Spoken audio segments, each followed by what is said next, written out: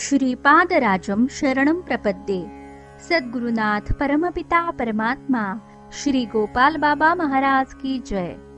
श्रीपाद श्रीवल्लभ चरितामृत लेखमाला लेखक क्रमांक 9। गुरुत्वादशीला शंकर भट्ट व्यक्त होताना।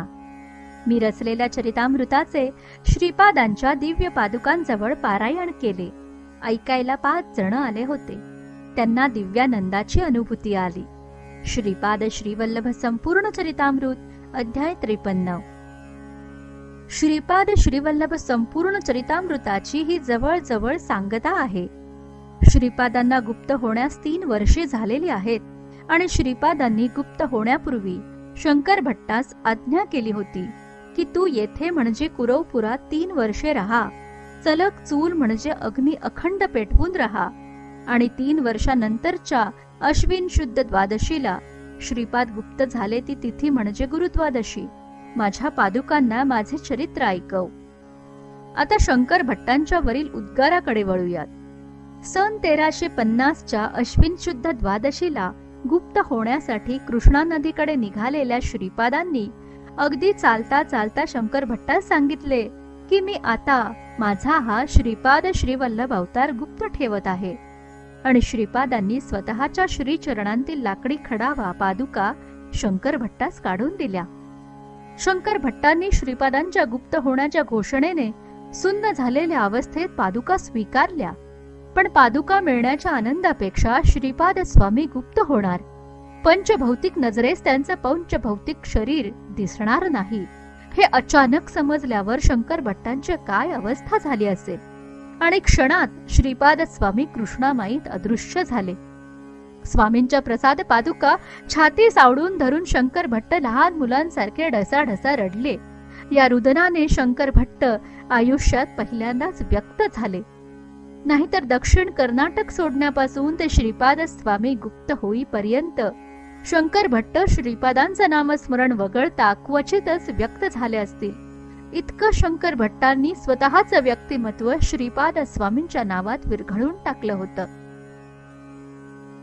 वरील उद्गारात पहिल्यांदा शंकर भट्ट मी रचलेले चरितामृत असं स्वतःबद्दल बोलले।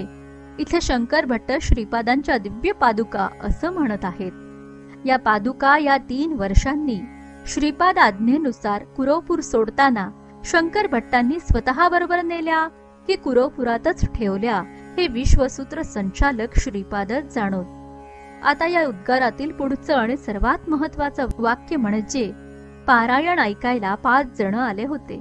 हे 5 कोण तर ते आहेत पंचमहाभूते। श्रीपादांनी वेळोवेळी सांगितले आहे की पंचमहाभूतांची शुद्धी हा माझ्या अवतार कार्यातील एक कार्यक्रम आहे।